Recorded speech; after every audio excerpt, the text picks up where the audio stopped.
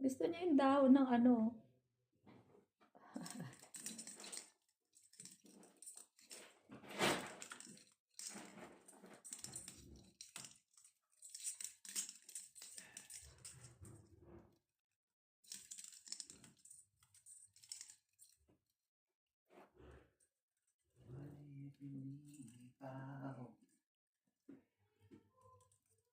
Tama ka sa go na.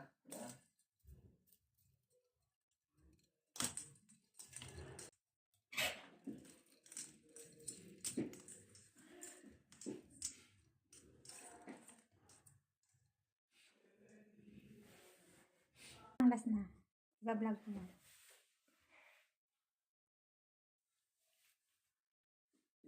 Tinik. Natuloy siya na